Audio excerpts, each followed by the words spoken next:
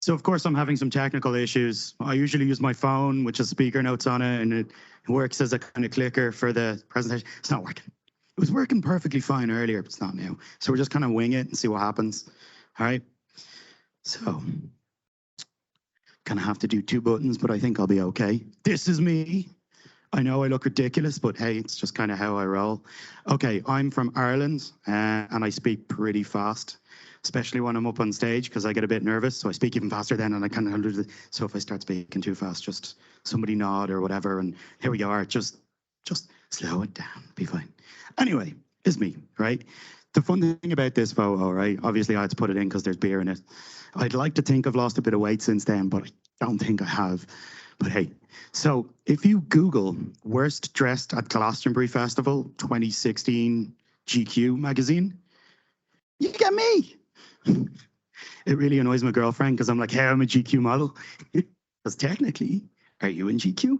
I am, right? But the only reason that happened is because the Ministry of Testing t-shirt, right? So I put that up on a Ministry of Testing, I think, Slack channel at the time. They tagged it on Instagram, and Instagram or GQ picked it up from Instagram, put it in their website, and then I got tagged on Twitter when I got back from the festival. And it's the biggest my Twitter has ever been, right? So I got at least 10 likes. So another thing, that's my blog. If you want to at me on Twitter, if you want to take out your phones, add me right now and start tweeting. I don't see many live tweets from this conference, but hey, come on, do it. It's a bit of fun. Right, why are we here? Oh yeah, that's not working, is it? There we go. Back to the past. My slides are terrible. So before we start, I want to ask a couple of questions. Any testers here? Hands up, come on, interactive. Help me here. This is the first time I've been in a room in front of people post-COVID. Okay, two, come on, there's more. You a tester? Oh, brilliant. My second question, is there any managers here? Put up your hands. It's a manager. I'm a manager as well, but I'm not a QA manager. And I've got some real controversial opinions and managers hate me. So wait till the end of this. Any developers here? Software developers, engineers? None. Okay. Any software testers that write code? Okay, cool. We'll come back to that. So, the past, right?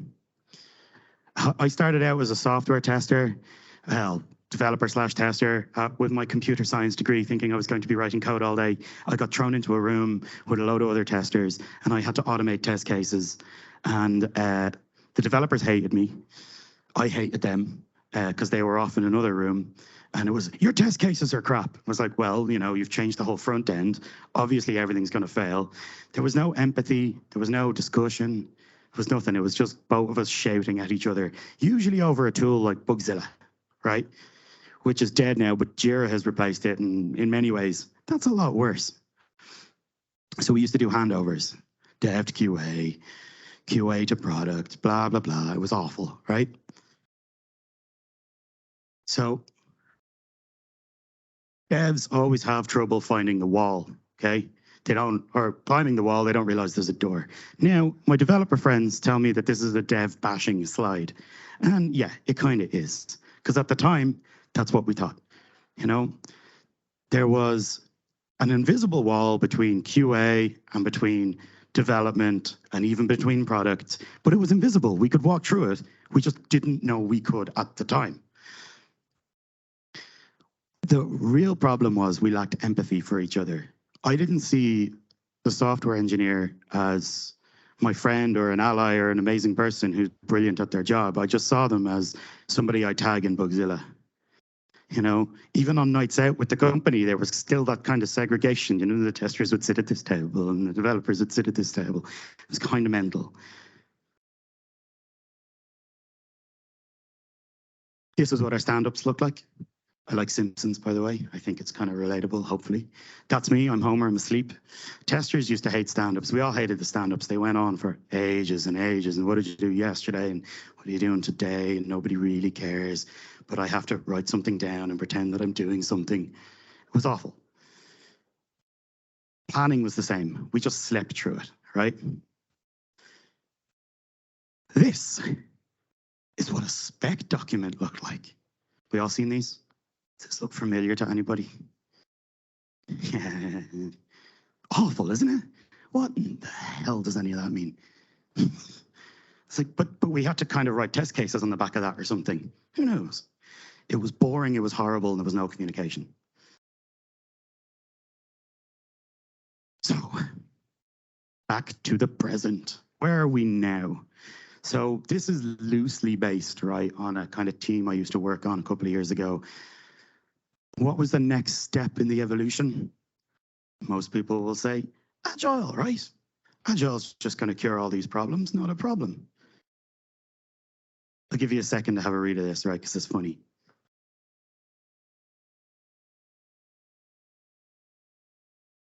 There we go, yeah. See, I'm Wally. I'm glad there's a name for it. Ard, you're probably pointy haired boss because that's you now, yeah? The manager. Sorry to pick on you, it's just because I know you. So, you guessed it. We did a 2-day training course and suddenly we were all agile. The project manager was the scrum master and the tester sat with the developer and it was all nirvana and lovely and wasn't it all great? But okay, I'm being sarcastic, obviously. But for me as a tester, it did actually help a little bit because I was forced to sit beside a developer and yeah, we were still tagging each other on Bugzilla and we were still kind of arguing. But it was the first time I could be like, oh, that's what you're actually doing all day. That's how you're writing your code. Oh, well, this is how I'm writing my test code. And it was the first time we ever actually got to sit together and kind of pair. We kind of developed a little bit of empathy for each other, not too much. But of course, I'd say this nirvana period lasted about 3 weeks, maybe a month. And then it all just kind of went back to the same way it was. Same segregation, same problems. So my manager started getting really annoyed at me at the time because I was asking all these kind of annoying questions. I was like, well, what happens if we didn't do this stuff earlier? And when they went back to the old way of working, it was like, well, we're just kind of go back to them. I'm like, but this is definitely a thing we could try. Can we try it a bit more? And could we do some more? And I was just kind of, no, shut up, get back in your box. So I did. Well, I didn't really, but you know, it's me. So what did I learn from all this? Boom, right? You cannot be mad at a software developer or a product owner or somebody else if you teach them how to test. If you teach them how to do your job, you can't get mad at them when they break stuff because you're just going to be like, okay, that's fine. So the first thing was remove the wall. It's invisible anyway. We don't know where anyone is in it. It's fine. Just get rid of it. Scrap it. We don't need it. Sit with people, pair more. Pairing is like the absolute king. Can you teach them how you think? Of course you can. We're all humans. We can all learn the same things. And that last talk, women and testing, of course, obviously. Any human can do anything, you know, back to the whole Doc Brown, Back to the Future. If you set your mind to it, Marty, you can accomplish anything. It's the same with testing, development. If you sit with them and teach them how you think and you go, okay, if you're going to write that line of code, I'm going to put an X in there and it's going to blow up. So why don't we write something to get rid of that before you've written the code? Kind of, it's not really rocket science. It's not even computer science. It's just conversation. Scary, I know. Things that help this are behavioral driven development, example mapping, visualizing all your work. If you start doing stuff like that, it'll make it really, really easy for everyone to see what they're working on and who's doing it. Work in progress limits. Does anyone use them? Nobody? Anyone know what they are? Come on, work with me here. There we go, one nod. Thank you. Work in progress limits. If a developer is working on something and it goes into test, the developer now can't pick up anything else. They have to just wait until it's tested. And if there's a bug, they fix it straight away. It's that simple. Don't have too much stuff going on at the same time. Now, this is where the managers might get a bit pissy, right? So it's like, okay, But surely everyone should be busy all the time and everyone should be being full flat out. Otherwise, what are we doing? I'm like, no, relax. Slack time. Don't be afraid of Slack time. Slack time is amazing. Slack time enables people like yourselves to come to conferences, read blog posts, write blog posts. If you don't build that into your daily work, people aren't going to do it after work. And I'm just speaking for myself, and I like what I do, but I'm still not going to go home and be like, oh, I'll watch an hour of a conference. No, I'll do it during Slack time when somebody else is doing something. Brilliant. So don't be afraid of that. It's very important.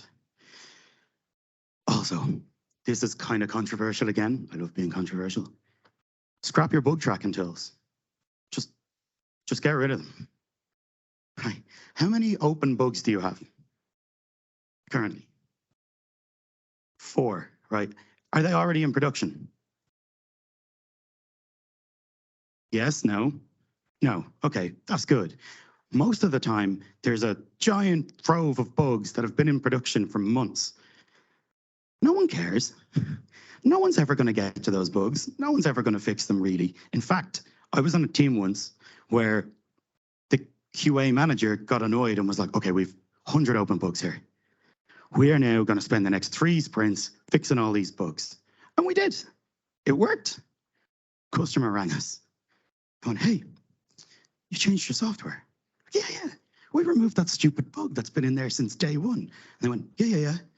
We know that was in there. We built a workaround for it. So now you've broken our system. Could you put it back in? So if it's already in production, it doesn't matter. Delete it. Who cares? No one's going to look at it. In fact, you might even damage your customer relations by fixing it. So get rid of your bug tracking tools and replace them with a conversation.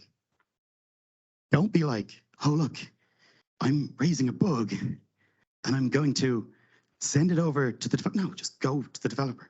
Hello, excuse me. Hey, look, here's a bug. Can we fix this together?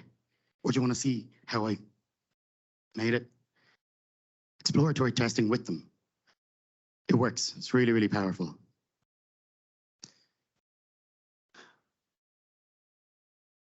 Okay. Here's where I asked you guys earlier. There's no software developers in here, right? And how many people put their hands up when they said they wrote code? So why aren't you a software developer? You are. I'm going to swear here, but to me, testers are like the bastard child of software engineering, right? They're the kind of, put them in the corner, they don't really, devs don't respect you. No, you're at the end of the process. No, you're writing code. It's just as valuable. If there's a code base that has test code and production code, can you not just merge them, work together? I did that on a team I was on once, and the developer, the main senior developer on the team was like, okay, yeah. We spent a good week merging both code bases together. And the first thing he said when he looked at a test code base was, oh my God, this is awful. Who wrote this terrible code? It's like, testers, you didn't help us. We don't know any better. But once we started pairing, those testers became some of the best software developers that I have ever worked with. And the senior software engineer is now the biggest test advocate that you're ever going to meet. So it's kind of the same job. So that leads me to that whole, is testing dead again? No, obviously not. We're going to need to test. Is the software testing role dead? Maybe. Maybe we're all just going to be software developers. But you have certain skills that you can teach software developers, and they have skills that they can teach you. So together we can be the best testing software developers, right? It all goes back to that wall and empathy. If you don't feel some sort of empathy for the other person, you're not going to help them, and they're not going to help you. The only way you get that is by working together very closely. Now, you might be asking, what's the future then of testing? Now, does anyone know what this is? All right, anyone know this television show? I knew nobody would. So it's a very famous Irish comedy called Father Ted. And it's about three priests who live on an island together. And I beg you all to go home, Google it, watch it. Completely not anything to do with testing, but I just wanted to put this meme in just for the fun. So the idea is, dev or coach, what are you going to be? So in this scene, she's offering cake or biscuit, and the other priest is desperate to have a conversation with this guy, and he just goes, biscuit or cake? Biscuit or cake? Which one? And he can't make a choice. So dev or coach? To me, that's kind of the future of software testing. This is where it kind of gets a bit controversial, and test managers hate me because they're like, well, what am I going to do if I'm not managing a team of testers? I don't care. Manage a team of developers, manage a team of coaches. Retrain. To me, you're going to either be a really cool software developer if you like that. Personally, I'm crap at it. I haven't written a line of code in 6 years, but I got into coaching. So agile coaching, test coaching. Go into companies and be like, okay, I see you have testers and developers, but if I were to coach the developers with the testers, could we not just turn them on to engineers? So, I mean, all the cool companies, right? Well, I mean, I used to say Facebook and Google, and like nobody actually wants to work for them anymore, which is good because they're terrible. But they don't hire testers, right? They just hire engineers. So stop seeing yourself as a software tester that writes code. You're an engineer.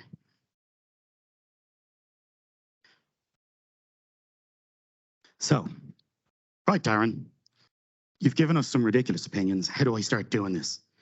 Ta-da! Everyone's favorite Chevy Chase movie, I guess. I don't know. Chevy Chase is an awful person. Steve Martin seems sound, though, so we'll give it that. Everyone know this film? Anyone know this film? Three Amigos, right? So this is how we start this. Before any code is written, I usually suggest doing this on like a Kanban board and visualizing it. So your first lane is like a Three Amigos lane, but it also works quite well if you do it in refinement or planning or whatever. Start or stop having the product owner writing all the acceptance criteria. Don't put any acceptance criteria in stories at all, and write them together as a Three Amigos. You got a tester, developer, a product owner. Sit down. You can do it with a team if you want, and go, right, we're going to come up with examples for how this story is going to be written. So, the one where I click this button and that breaks. Brilliant. There's your example. The cool thing about that is they can become automated tests. So now you don't just get that bloated spec doc. You get a story that you open up, and inside it, it's got the one where, the one where, the one where, the one where with all your examples. You can turn them straight into given when thens. Boom, you're building your test automation in before any line of code is written. Developers are now thinking, oh, okay, that's how you break that. That's how you're getting them to stop thinking of solutionizing. They're breaking it. It's really powerful stuff. I'd recommend looking up anything to do with Dan North on example mapping, because he pretty much invented behavioral driven development, and it's really, really cool. I've been using it for a long time. So this is a little bit more on that. Examples can become tests. They verify requirements and they elaborate requirements. So the rule of thumb I use, because I also kind of hate Scrum, and I definitely hate Safe. Ard loves Safe; it's his favorite. If you get a chance, look up his talk on it; it's very good. But I really don't like Scrum, and I don't like story pointing because it just doesn't work. Okay, I've never been on a team ever that's gone, oh, I've got 400 points and I'm going to get them into whatever. It's never worked. But this, if you have a story and break it down by examples, I recommend 3 to 5 examples per story, and that's roughly as small a story as you're going to get. Every story roughly then becomes the same size. So as a dirty manager now, I can turn to my customers and go, okay, we've used example mapping to break down all of our work. Roughly it takes an engineer a week to get across our Kanban board with this one story. This feature has 5 stories. I've got 4 engineers. If we all start Monday, we'll have it roughly to you in 2 weeks. So now you're thinking, instead of 400 story points, which nobody really understands anyway, and you don't have to do it. So now you're focusing on testing and breaking before any line of code is written. What else am I going to say here? Ah, yes. So this is a no estimates thing, right? But it is kind of cheating because the idea is just to get all the stories down to, same size. I was on a team once where the Scrum Master insisted on story points. So after we started doing this, I was like, okay, cool. Every story's a 3 now. No, but they can't be. Well, they are. They're all a 3 or a 5. Pick your favorite number. They're that. And for the first couple of months, it was pushback and worry. And then when they started seeing it working, story points just disappeared. All right. We're near the end, don't worry. I know it's lunchtime. We're all hungry. Same, to be fair. Now, this is not my slide. I went to see Janet Gregory speak a couple of years ago. Do we know Janet? Yeah, Janet's cool. So I went to see Janet speak a couple of years ago, and after her talk, I went up to her and I was like, Janet, can I just steal that slide? Because I love it. She's like, yeah, of course. So this is Janet's slide, right? Her talk was on DevOps, but I've heard Dev Test Ops. Has anyone heard that? Or Dev Sec Ops. It's all the same thing. Anyone can do anything if we collaborate and pair. So if you take anything away from this talk, you're developers now, right? Next time somebody asks you, you can put your hand in the air. So you'll be happy to know that's me. Right, couple of things. Further reading. Thoughts on Test is my WordPress. I haven't updated it in about 2-ish years or something. But, there was some kind of good stuff in there. Software quality WordPress. Augusto Evangeliste. Don't know if anyone's heard his name or knows of him, but I used to work with him. He is a genius. He's crazy, but he's a genius. And that's his. There's some brilliant stuff there. Dan North. Just read that blog. It's very good. And then Lisa and Janet, right? I don't know if you guys know Agile Testing or More Agile Testing by Lisa and Janet. If you don't, read those books. They're absolutely wonderful. And Lisa and Janet talking about women in testing. They are the women of test. They're the queens of software testing. They're amazing. Everyone should read their books. So, any questions?